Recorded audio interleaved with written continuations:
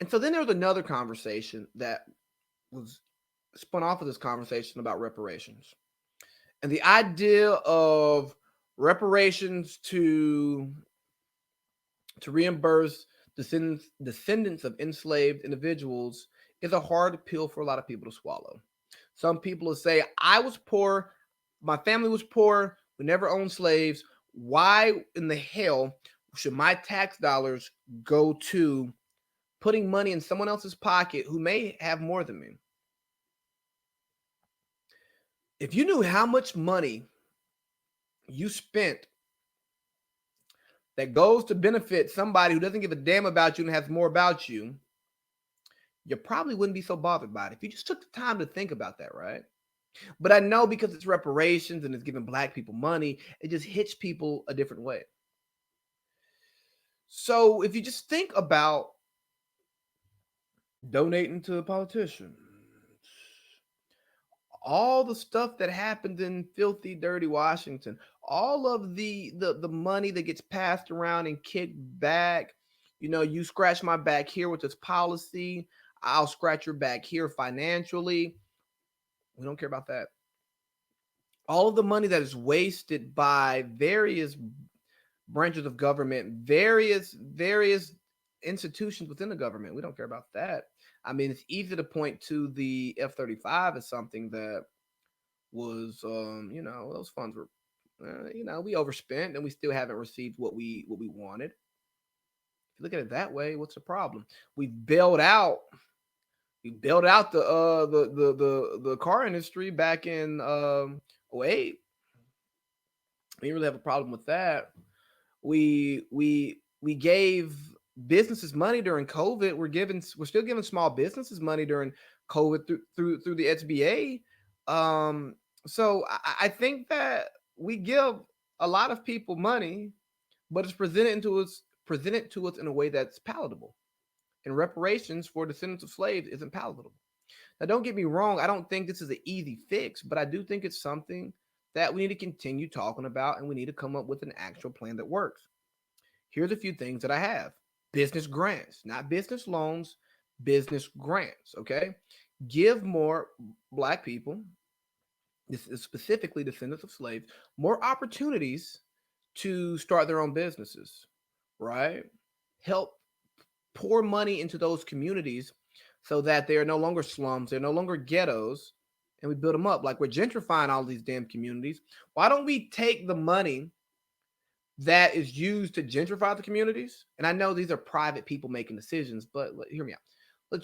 Let's find, like, create the gentrification plan, but instead of private people doing it, the local government, with funds from the federal government, right? Because that's where the money comes from, is given the opportunity to actually build up these communities, and private individuals have the opportunity to to to they have first shot, and then they have the grants so that they can build up their communities and own things and create that generational wealth.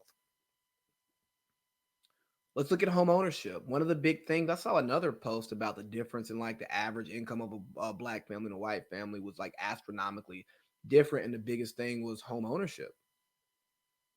Hey man, we give veterans the opportunity to buy homes with no cash down, VA loan. Let's create a similar plan for descendants of slaves. And again, I know some of you may not like the rich getting an opportunity because there are rich black people who are descendants of slaves. And if we want to cut it off at something, I mean, maybe I don't necessarily agree with that. But if we're going to cut it off, then we cut it off. We list a cutoff if your net worth is this, or this. But I still think all descendants of slaves deserve something. I mean, Jesus Christ, you uproot us from where we are, bring us over here, treat us like shit for all these years, and then expect us to say, "Oh, hey, can I join your family?" Like, come on, man, stop it. Forgiveness, man. Let's look at ways to forgive some debts and some loan. Like we bail out so many other people. Let's bail out people who were put in impoverished situations, and you know they're still poor. Re-education. I'm not saying that the 1619 project is the right answer, but I'm saying it is an answer. And something like that is very important because I think that another part of breaking down some of these racial barriers is proper education. And we've been miseducated for so long that people build these negative views of people who are unlike them because they don't know any better. You have black people not even thinking that we are worth a damn, that don't not realizing our contributions to this country because the education is not given to us through our schools. We send our kids to school to receive the education, but yet they don't get it. And with that education, it's building up the schools in our neighborhoods so that our kids have adequate classrooms, classroom sizes, adequate resources, competent professionals who are there to actually see them grow and not people there collecting a check.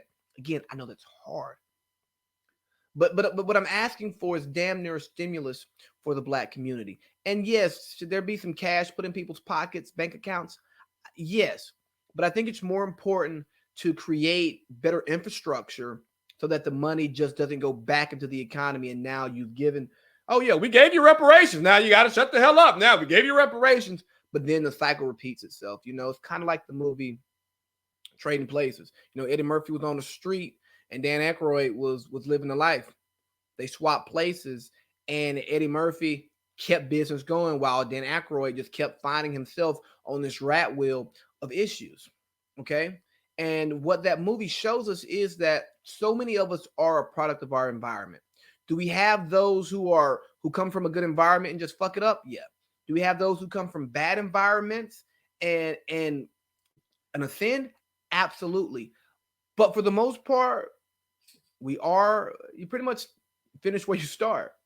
So what we have to do is we just have to increase the floor in the black community so that our floor isn't here out of the view of the camera, but it's up here for so that there is so that Americans have true equality of opportunity. Okay. And for those who say that slavery was so long ago, you got to understand that you have Jim Crow, you have redlining, you just have all these disgusting conscious and unconscious biases, covert and overt racism that occurs that continually keeps black people struggling to advance. And all of those things are a part of this big problem that continues to affect our people. So the way that we do this reparations thing is not just putting a large sum of money in people's pockets, but it's providing education. It's providing opportunities. It's telling people, hey, you actually don't make your money by saving it. You make your money by investing it and having it work for you. And I'm seeing more and more conversations happen like that in our community, and that's great. But there's still a bill of goods owed to the community for what's been done to us generation after generation. And I think that these programs that I laid out here are a step in the right direction.